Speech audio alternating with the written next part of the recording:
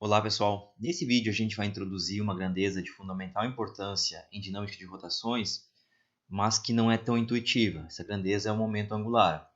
A gente vai ver a definição dela tanto para uma partícula quanto para um sistema de partículas. Vamos começar com uma motivação. Imagina que a gente tem uma partícula de massa m e velocidade v em relação a algum ponto de referência. E essa partícula está transladando. A gente pode calcular a energia cinética dessa partícula. A energia cinética é 1/2 da massa velocidade ao quadrado. Energia cinética em relação a algum ponto de referência. Eu posso escrever essa energia cinética assim também. Momento linear ao quadrado sobre 2m, onde momento linear P é igual a massa vezes velocidade. Agora eu vou considerar uma partícula em rotação, movimento circular. Está aqui a partícula de massa m. Essa partícula tem uma velocidade v tangenciando esse círculo, o eixo de rotação saindo do plano da tela, marcado em verde. Essa distância aqui vale r. Então, uma partícula em rotação. A gente tem a energia cinética dessa partícula. A gente viu no vídeo sobre a energia cinética, que é 1/2 do momento de inércia vezes velocidade angular ao quadrado. Momento de inércia em relação a esse eixo aqui. Vamos chamar isso aqui de IZ, se esse eixo for o eixo Z. A minha motivação é a seguinte: eu quero definir uma nova variável que faça o papel que esse momento linear faz lá na translação. Então, vou chamar essa variável de momento angular e eu vou escrever essa expressão para essa energia cinética com essa cara aqui. Então, eu quero algo do tipo L ao quadrado sobre 2, quem faz o papel da massa aqui nas rotações é o momento de inércia, sobre 2IZ. Observa que a magnitude desse momento angular, para essa igualdade ser válida, é I ômega. Cuidado, isso que eu fiz vale para esse sistema em particular. Aqui é IZ, né? Notem que a gente pode escrever esse L como momento de inércia em relação a esse eixo Z é massa vezes essa distância ao quadrado, R ao quadrado, vezes ômega. E o ômega eu posso escrever em termos dessa velocidade. É velocidade sobre R. Então, isso aqui vai me dar mRV. Ou ainda, módulo de vetor posição R, um vetor que sai daqui e chega até a partícula, produto vetorial momento linear, MV. Notem que esses dois vetores são ortogonais, então o seno do ângulo vale 1. Com essa intuição, a gente pode fazer uma definição geral para o momento angular. Então, vou definir o momento angular da partícula em relação a um ponto de referência O é R vetor P. Então, cuidado, a gente sempre vai escolher um ponto de referência O. Lembra que o momento linear também era calculado em relação a um ponto de referência. Então, momento angular, mesma coisa. Escolhi o ponto O. Está aqui a partícula. Eu localizo o raio vetor sempre saindo do ponto de referência e indo até a partícula. Esse aqui é o nosso R em relação a O. E identifico o momento linear da partícula. Esse é o momento linear P em relação a esse ponto O aqui. A velocidade V é calculada em relação a esse ponto O. Isso vai me dar o momento angular L, dessa forma aqui. Notem que, pela regra da mão direita, se o R está no plano da tela, o P está no plano da tela, você vai pegar os 4 dedos da mão direita, colocar na direção do primeiro vetor, o R, fecha na direção do P, e você vai notar que o polegar está saindo da tela. Então, o momento angular está saindo da tela. Esse aqui é o L em relação a O, certo? Dimensão de momento angular é igual a dimensão de comprimento. Então,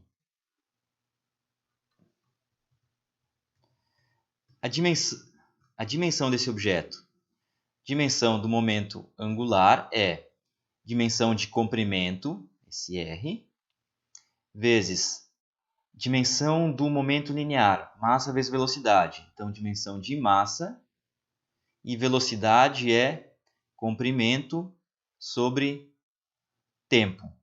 Então, isso aqui vai me dar massa, comprimento ao quadrado,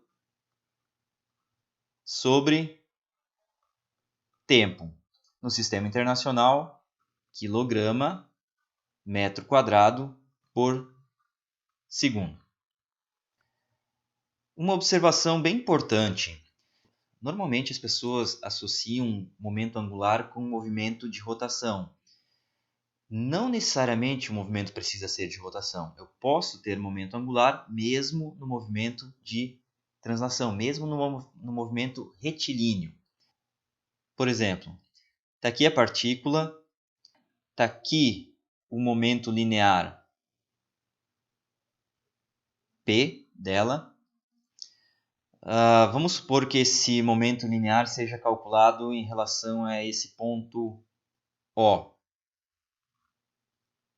E eu quero saber o momento angular em relação a esse ponto. Como a gente fez antes, você vai traçar um vetor saindo de O, indo até a partícula,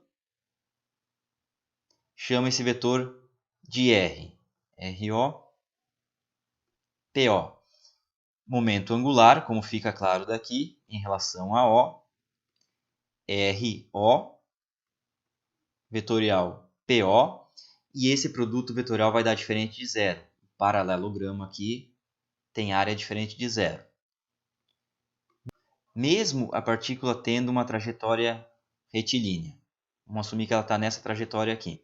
Agora, se eu escolher um outro ponto de referência, peguei o ponto O', ao longo da trajetória da partícula, aí eu quero saber o momento angular em relação ao ponto O'. Vamos supor que essa velocidade também, esse momento também seja calculado em relação a O'. Então, tanto o O quanto o O' estão parados em um referencial inercial. E aí eu escrevo o vetor posição R em relação a O'.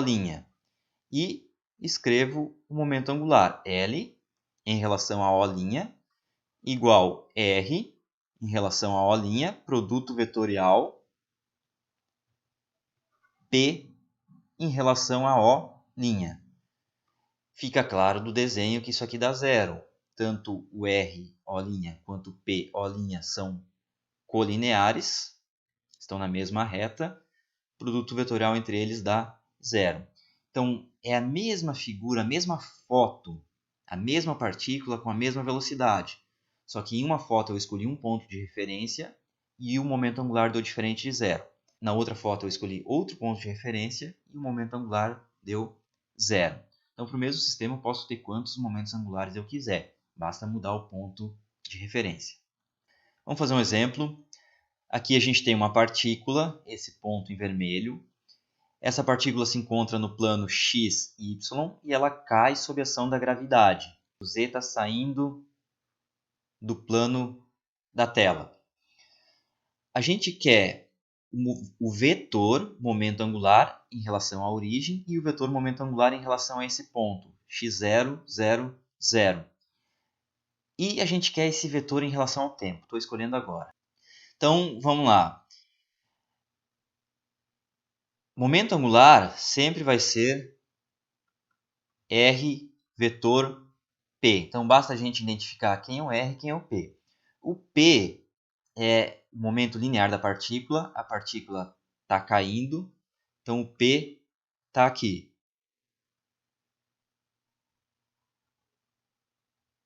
Esse é o P. Vamos calcular primeiro o momento angular em relação ao ponto O.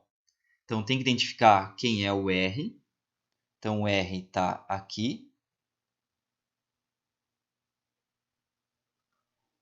R em relação a O.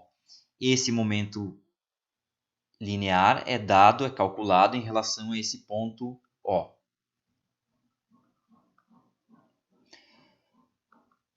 Então, L em relação a O, R em O, produto vetorial P em O. Então, aqui vai ser conveniente, para calcular esse produto vetorial, decompor o R em componentes x e y, e o P só tem componente y. Então, o R é x0 na direção y, mais, agora eu tenho a componente y, ela é variável. Vamos deixar por enquanto y, na direção j. Produto vetorial, o P. A gente pode escrever assim, massa vezes velocidade, só tem componente y, na direção j. Depois a gente escreve quanto vale Vy, a gente vai ver que ele é negativo. E realiza esse produto vetorial. Esse j com esse j dá zero, então só vai sobrar o i com j. I com j é k. Então sobrou m x0 vy k. E agora a gente escreve quanto que é o Vy para uma queda livre, objeto partindo do repouso, em função do tempo.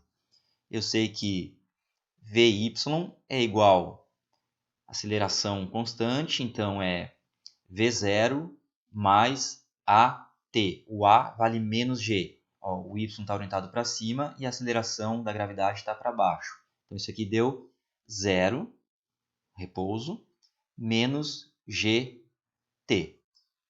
Substituindo nesse momento angular,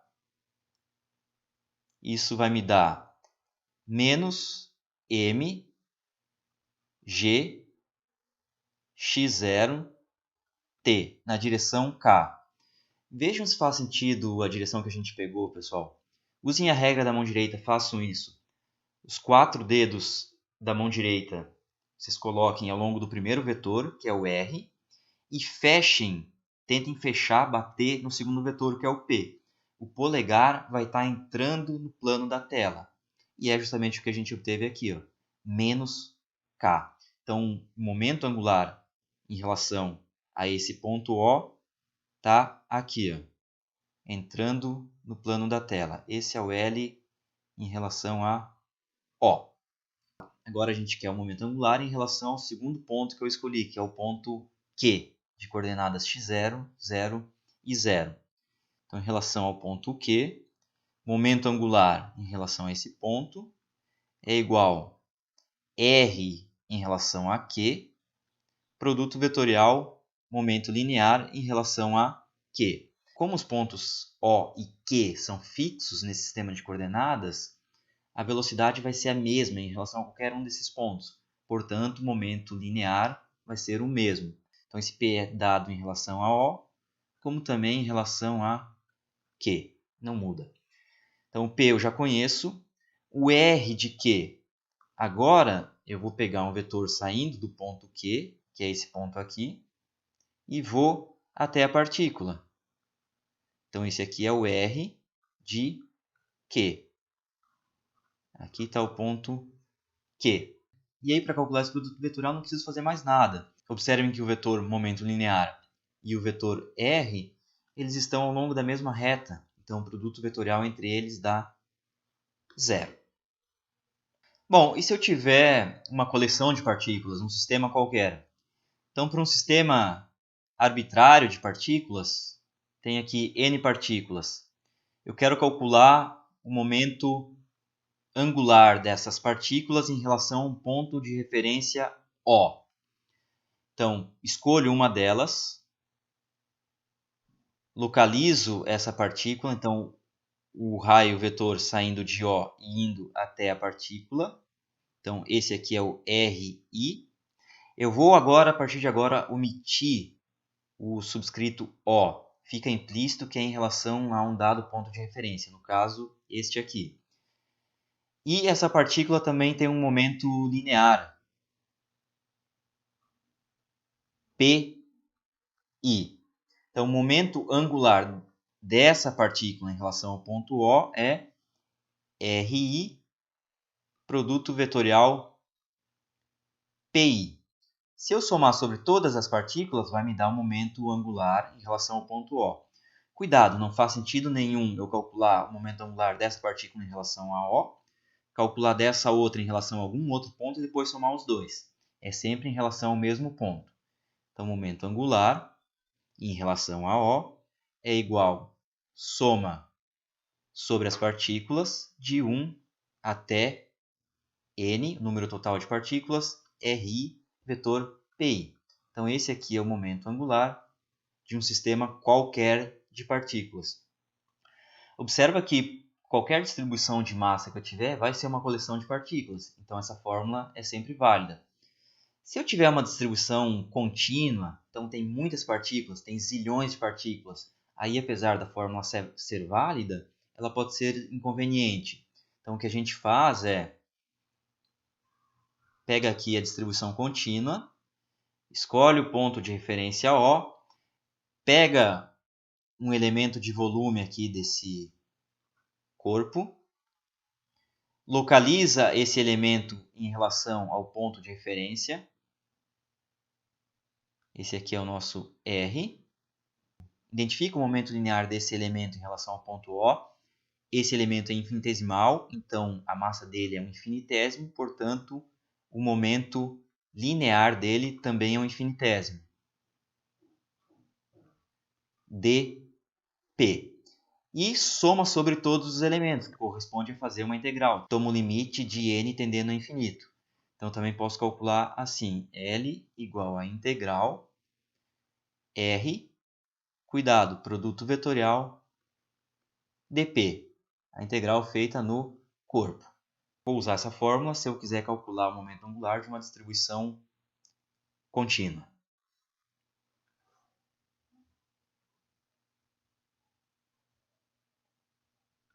Bom, aqui a gente definiu então o momento angular de uma distribuição de massa. Então, talvez agora seja conveniente a gente discutir um pouquinho mais o significado físico dessa quantidade de momento angular. Para fazer isso, talvez seja melhor a gente discutir primeiro o significado do momento linear. Então, vamos fazer um experimento imaginário aqui. Ó. Vamos imaginar que a gente está em uma nave espacial, a gente está no que a gente chama de espaço vazio. Então, a gente está longe de qualquer interação gravitacional, a nave está com os foguetes desligados, ela está flutuando lá no espaço, a gente está flutuando dentro dessa nave, a gente está imponderável. Agora imagina que tem um corpo lá, que é um corpo de chumbo de 1 tonelada. E esse corpo, obviamente, está flutuando junto com a gente lá. Mesmo que ele não tenha peso, ele continua tendo massa, continua tendo inércia. Se esse corpo de 1 tonelada vir contra mim, ele vai ter um momento linear correspondente à massa de 1 tonelada vezes a velocidade dele. Se eu parar na frente e tentar segurar ele, ele vai me esmagar, ele vai passar por cima de mim. Certo? Isso é momento linear, quantidade de movimento. Agora imagine que eu queira rodar esse corpo de 1 tonelada.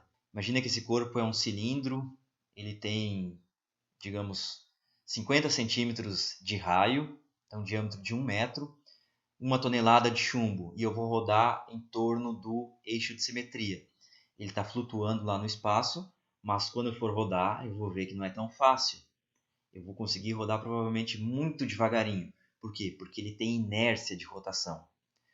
De maneira análoga, se ele está rodando lá no espaço, alguém deu uma rotação para ele, e eu tentar parar, eu não vou conseguir parar instantaneamente. Por que ele não para instantaneamente? Ele tem uma coisa chamada momento angular.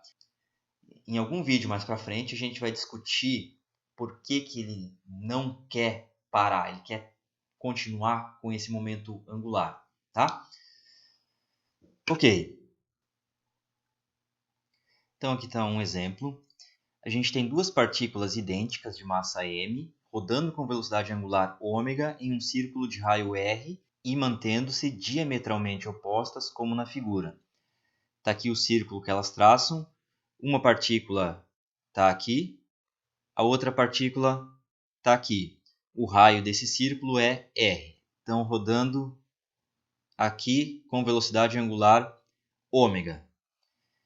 Eu quero o vetor momento angular em relação a esse ponto O. Então, isso aqui é um sistema de partículas. Eu sei que o vetor momento angular em relação a O, vou omitir esse índice, é igual soma sobre as partículas de R vetor P. Então, é R1, partícula 1, vetorial P1, momento linear da partícula 1, mais R2, vetorial P2.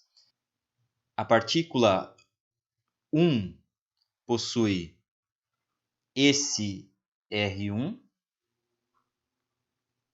e o momento da partícula 1, o momento linear, está associado à velocidade dela, então é massa vezes V1. A velocidade dela está tangenciando esse círculo, então momento linear tangenciando o círculo. P1. A segunda partícula, ela possui o vetor posição em relação à origem R2 e a velocidade dela tangenciando o círculo. Então, P2 tangenciando o círculo. Aqui. Observem que a diferença entre P1 e P2 é simplesmente o sentido. Eles têm o mesmo comprimento, as partículas são idênticas e estão rodando sempre diametralmente opostas, e possuem a mesma direção, então só muda o sentido. Vamos calcular essa soma aqui. De acordo com esse comentário que eu fiz, a gente pode escrever esse P2 como sendo menos P1.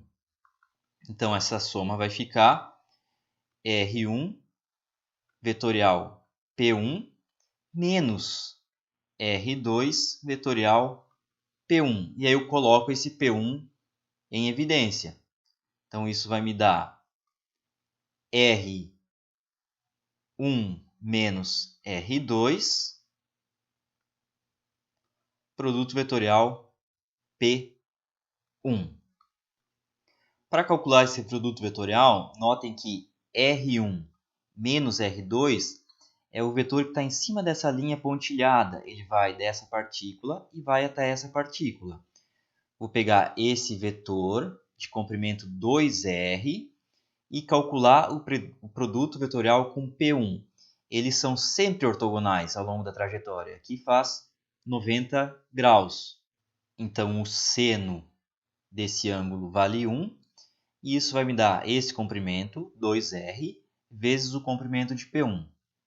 Então, 2R, comprimento de P1. Agora, cuidado, isso é um módulo. A direção, usa a regra da mão direita. Coloca os 4 dedos da mão direita ao longo do vetor que vai da partícula 2 até a partícula 1 e fecha com o P1. O polegar vai estar para cima, que é a nossa direção K. Então, o vetor resultante, que é o L que a gente encontrou, está aqui.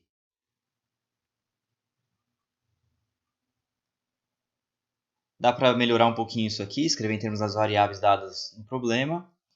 Isso é 2R, P1 é a massa da partícula, vezes V1. V não foi dado, mas foi dado o ômega. V é R ômega. Ou ainda 2m r ao quadrado ômega, vetor. Ômega vetor é magnitude ômega na direção K. Lembra que o ômega está sempre sobre o eixo de rotação. Dois comentários aqui. Em um comentário, vamos desenhar os vetores momento angular de cada partícula em relação ao ponto O. Vamos começar pela partícula 1. Façam isso, os 4 dedos da mão direita ao longo de R1 e tentem bater no P1. Você pode transladar, pega esse R1, translada ele e coloca aqui em cima. E aí faz essa regra da mão direita. Você vai ver que o L1 vai estar mais ou menos assim. Ele aponta para dentro do círculo, mas ele está inclinado. Ele não está no plano do círculo, ele está um pouquinho para cima. Faz a mesma coisa para a segunda partícula. Os 4 dedos da mão direita ao longo de R2, coloca o R2 aqui em cima e fecha no P2. O momento angular L2 vai estar assim. Aponta para dentro do círculo, mas fora do plano. Então esse aqui é o L2, enquanto que esse aqui é o L1. Conforme esse sistema roda, aqueles dois vetores estão rodando, estão traçando um cone, estão fazendo assim. Vão rodando assim. Observem que a soma dos dois vetores, L1 mais L2, vai me dar o L total. Quando eu faço essa soma, as componentes x e y se cancelam e sobra só a componente z, sobra só esse vetor L em vermelho. O segundo comentário é que nesse exemplo, observem qual foi o resultado. 2mr² é justamente o momento de inércia em relação ao eixo z. Cada partícula tem mr², vezes ômega. Então, nesse exemplo em particular, o L foi momento de inércia vezes vetor ômega. Isso é verdade sempre? Não, não é sempre verdade. É bem fácil de ver. Se eu tivesse uma partícula só a partícula 1, observa que o L não está na direção do ômega. Coloquei a outra partícula diametralmente oposta, o L ficou na direção do ômega. Se eu colocar uma terceira partícula aqui, por exemplo, o momento angular dessas duas se somam e dá o L em Z. Mas, quando eu somo da terceira, que está apontando em direção ao centro, um pouquinho inclinado, ele sai do eixo Z. O resultante não está mais no eixo Z. Se eu botar uma quarta diametralmente oposta à terceira, volta a ficar no eixo Z. E assim por diante. Então, esse aqui não é um resultado geral. Nem sempre o momento angular vai ter a mesma direção do ômega. Nesse curso de Física 2, a gente sempre vai procurar trabalhar com problemas em que isso acontece. Ômega e L na mesma direção, mas não é um resultado geral. Então, nesse vídeo é isso, pessoal. No próximo vídeo, a gente pega esse momento angular, calcula a taxa de variação dele, vê o que vai dar, e vai aparecer uma nova variável chamada torque. E aí a gente começa a entrar na segunda lei de Newton para rotações. Então, até lá!